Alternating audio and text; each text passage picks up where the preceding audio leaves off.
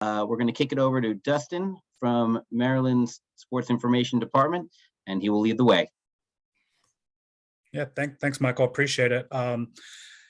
You guys obviously had a chance to talk to Coach Locksley and some of our athletes last week, and we appreciate you guys making some time today for one final media Zoom before we head up to New York. So we'll just kind of start with Coach giving us a brief update on how practices have been going, and then we'll open it up for you guys' questions. You can message me directly in the chat. So Coach, if you just kind of want to give a brief update on how this week of practice has been going. Sure. Thanks, Dustin, and thanks to you, Michael, and everyone for coming on to this Zoom. As Dustin stated, we're finishing up what we call our first cycle of a game week. Today would be a Thursday practice for us, and then our players will have the next couple of days off to be with their families prior to restarting up on Christmas Eve and starting a second 5 practice cycle, which leads up to the game on the 29th. These practices have been so beneficial for our team. The ability to develop our young players while also, as I talked about, going back and really hitting the basics with the veteran players. Some of the things that tend to happen during the season is you become very scheme oriented in an effort to put your players in the best possible position to be successful. And sometimes fundamentals are the things that kind of don't get necessarily worked on as being extra important. And so what we tried to do here, the last 9 opportunities that we've had to practice, some being player run, but at least the last 7 that we've been out there as a team with our coaches, is really go back to developing our fundamentals individually of our players, because we do believe if you get better individually from a fundamental standpoint, collectively we'll be better as a team. And for us to have success up in New York against a great opponent like Virginia Tech, we're going to need to be very fundamentally sound as a program. And so we've really done that. And then that led into, the last 4 practices being all about our Virginia Tech prep. And we've had some good work. Our players have brought the same type of work ethic, energy, and standard that we've set for what it takes to be successful. And I've been really happy with the leadership we've gotten from our veteran players, but also it's been nice to see some of the younger players in our program, which leads us to believe that our future is really bright around here. So with that, I'll open it up to questions. Thanks, Coach. As a reminder, you can either use the raise hand function or message me directly, and we'll make sure you guys get a question. We'll start with Alif Kareem from WDVM. Coach, good to see you. This is a 2-part for me. The first is, how concerning is this trend we're seeing just across sports about rising COVID cases? How has that sort of affected your approach in these past few practices?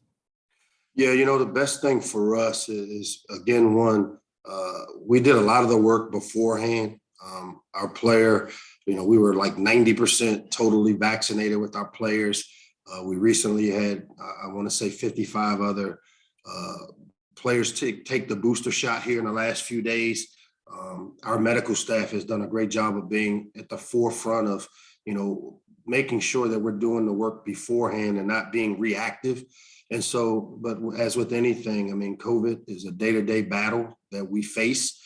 We continue to stress the importance of player safety first and doing all the things we can to kind of help curtail it or at least, do our part to at least slow it down here within our football family. But, really proud that our players have taken the necessary steps on the front end that has allowed us to kind of continue to try to go about business as usual with our preparation. And then the medical staff that we have here really has done a great job of leading the way for us to be able to get through another round of these COVID cases increase. And the second part to the question that I had, going back to the developmental side of things, you highlighted that your recent practices are Virginia Tech focused. How much have those developmental practices helped you prepare for Virginia Tech?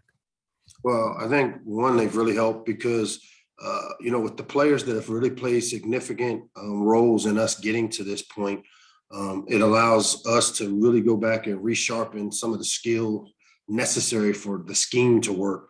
But I think probably the best part for us has been being able to evaluate, look at it, and see some of these younger players that maybe haven't gotten as many opportunities, and not, for us, as I told a bunch of these guys, we've left enough kind of meat on the bone, and that if we need to utilize some of these young players in this game, we will. And we now have the confidence because of what we've been able to get accomplished here, during these bowl practices, that there are some of these young players that I think will play a significant role in the upcoming game against Virginia Tech. We'll go to Lauren Rosh. Hi, Coach. You were talking about these younger players. Are there any in particular who you're really seeing benefit from these practices? Some of them maybe who are stepping into new roles with this extra time? Yeah, I mean, I would have to, it's a long list. I've been really happy with the young running backs. Like I said, guys like Roman Hemby and Antoine Littleton have really stood out and jumped out to me. Some of the younger defensive interior players, Andre Porter, Tajay Johnson, who's played some for us. I've been really impressed with, Corey Coley continuing his development on the back end stuff. Ty Felton, Ty kind of played some for us and missed the last few games. These extra days and weeks of practice have really helped, him continue to develop and come along. So as a whole, because I don't like leaving any of these young players out of there, they all have really been benefited from it. And I've been really pleased with the development of these young guys. And like I said, whether it's special teams roles or roles within the offense or defensive system, we feel very confident that we'll have some of these guys be able to contribute. We'll go to Wayne Viner. Coach, of course, the story about the young guys is great. It must make you feel like you've really gotten to a milestone when all of these players who could have moved on, including Johari Branch, who saw a tweet from him today, have decided to stay. What kind of bump does it give the program when the guys that you've invested in decide to take one more year with you? Well, I mean, again, I think, obviously with the transfer portal and what it has brought to college football. And, I know there was some angst amongst our fan base when we lose players. But as I've said from day one, the transfer portal is a good thing for both players and coaches because obviously, when you lose players, that opens up opportunities. And, for us to have veteran players like Dante Demas declare to come back and Johari Branch, and there'll be a few more here as we get into the bowl game where you'll see some guys make decisions to return for that extra year. I think it sends the right message that, we're doing things the right way within our program. As I've said from day one, the best recruiting job you can do is recruiting the talent within your program first and foremost because of the transfer portal, because of immediate eligibility. And we've tried to do a great job as a program and as a football family of providing a tremendous amount of resources to where our players want to be here. And they feel that when they leave here, they're leaving a better version of themselves. And so it's great because most of these guys have been really big contributors over the last couple of years. And just looking at maybe the impact that extra year had on a Sam Okuwanu, to me, kind of leads me to believe that having some of these veteran starters return next year will be very, very beneficial to the continued development of our program. Wayne, did you have a follow-up or your hand function was just left up? Sorry, just had my hand up. All good. No follow-up. Thank you. Okay. Any other questions here for Coach? We'll go to David Barnes with CTV. Yeah, thank you. Coach, you've talked about how this extra week of practice has been good for you to kind of go back and reestablish some fundamentals. Where do you think you've seen the most improvement in that? What have you really had a chance to look at and work on? I mean, it's as a whole, I mean, to say like each individual player had what we call their own prescription. And so what I would say is my comment to the question would be, is that I've seen us put together practice plans and I've seen our players show up and deliberately work to get better at the specific things that we individually said each player needed to improve upon. This wasn't a cookie cutter deal where we want to improve on these three things. I had goals for us as a total program, meaning I wanted to see each player's prescription be prescribed and then worked on, which we've been able to accomplish.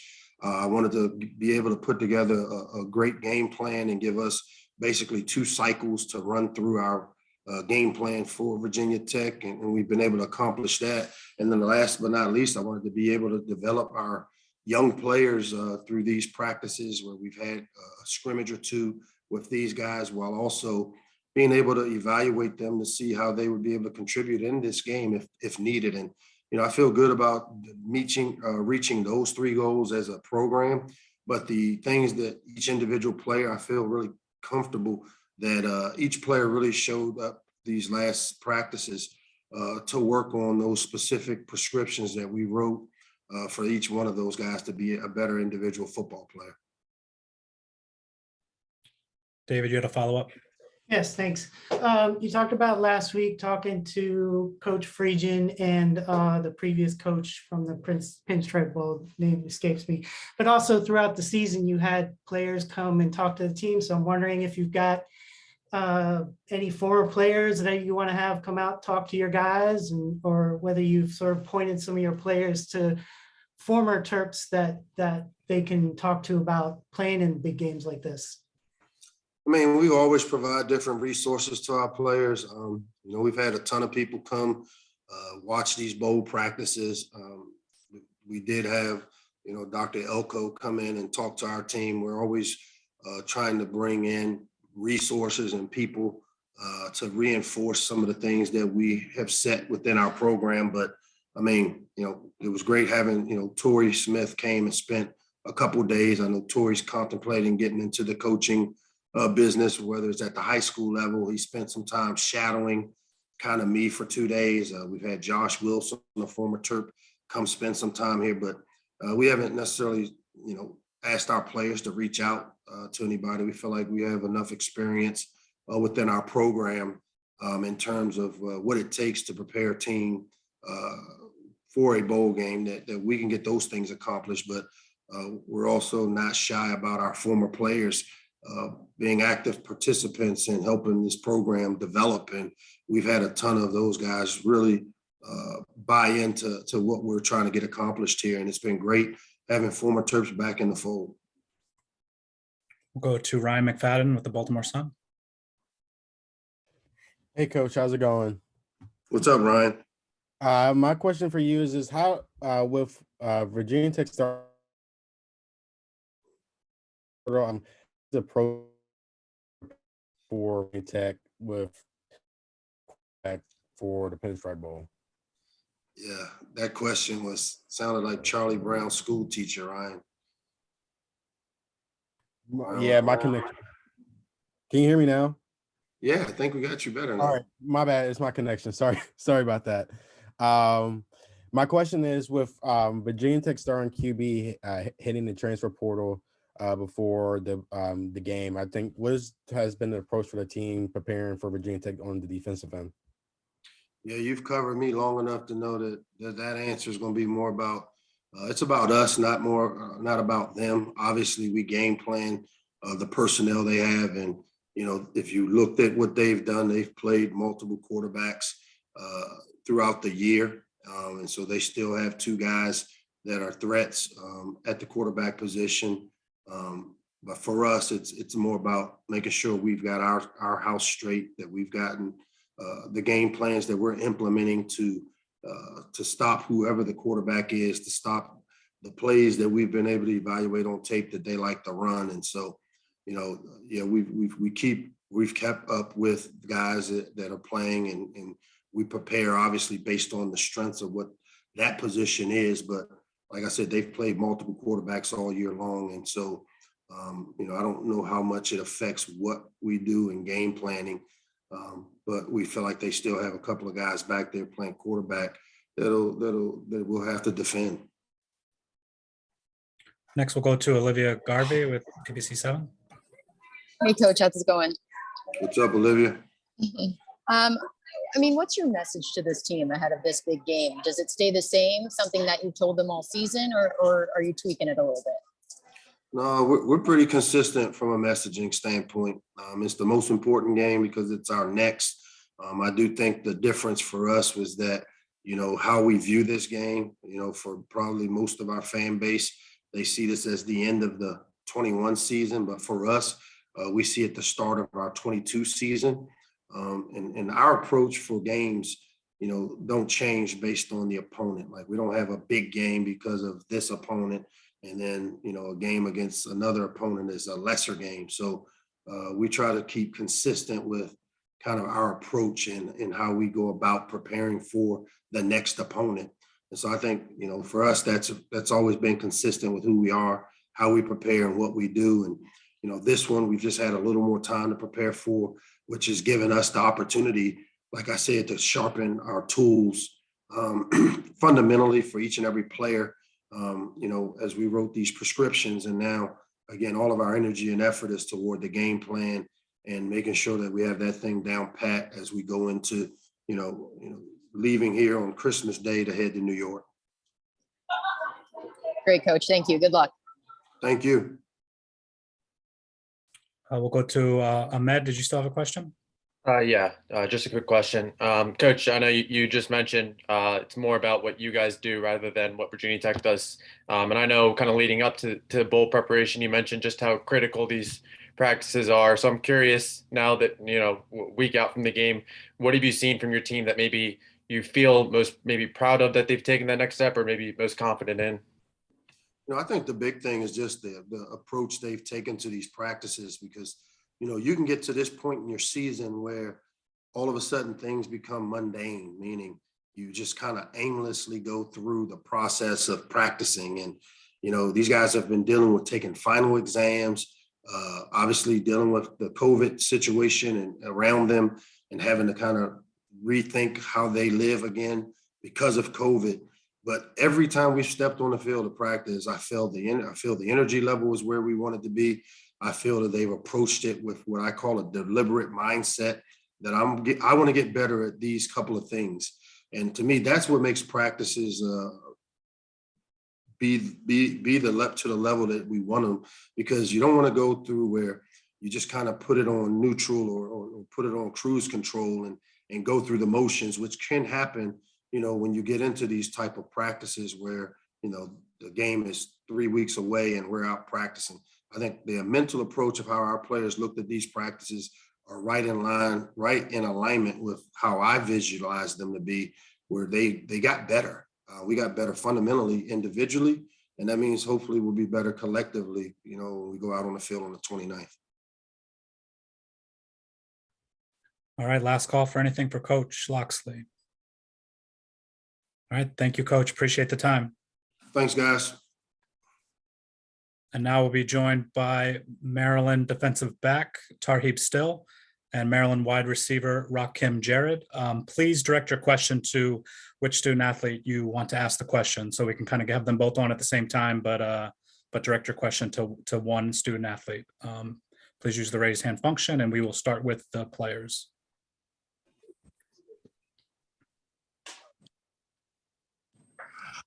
All right, we'll start with Alif Kareem from WDVM. This question is for Tarheeb. Tarheeb, the season, of course, you guys ended on a series of games where it was against very tough opponents, different looks of offenses. How tough has it been to prepare for a Virginia Tech team that is also still in the process of changing what it'll look like? Well, it's kind of challenging, but it's not that bad because we got film on a lot of guys that'll be playing, but a lot of guys not playing in the game for them does change the look of their offense and how they're going to run it. So we're just trying to do our best to prepare, get film on guys so we can just be ready for what they put in the field.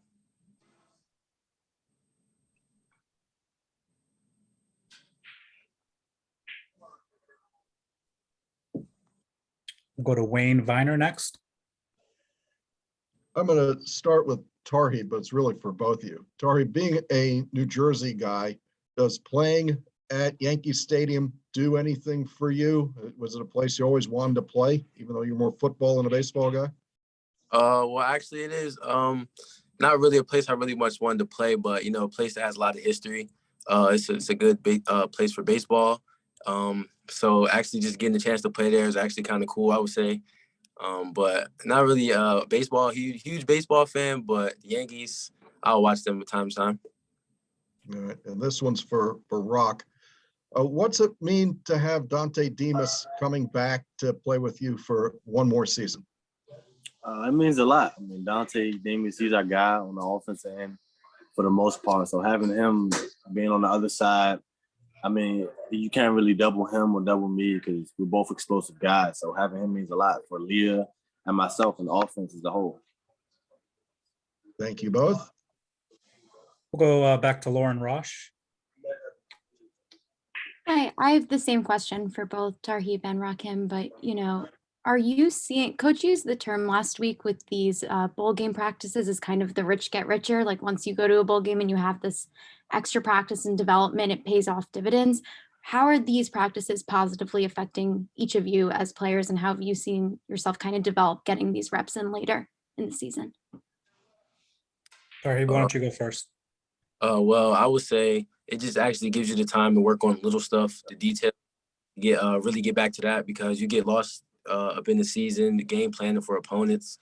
So you really get to slow it down, get back to the basics, and just fine tune your work. And ultimately, that puts a better product on the field. To add on to what Heap said, I think it just kind of changed your body. The season ends in late November. If you don't make it to a bowl game in NFL, all of our next step is to make it. That season ends in January. So I think just training your body to withstand those long months in the season, especially when it gets colder outside. And just trying to mentally prepare for it all. Thank you. Do we have any other questions for our student athletes?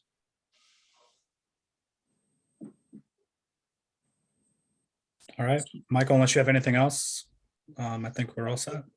No, that's great. Dustin, thank you. Rakim, Tarheeb, thank you very much. Everyone, if you have any questions about the game, credentialing, whatnot, please reach out to our office, credentials@yankees.com. You can also email myself, John Butensky, or Dan Laverdi directly to our emails.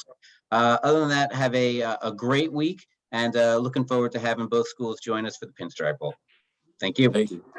Thanks, guys. Thank you all.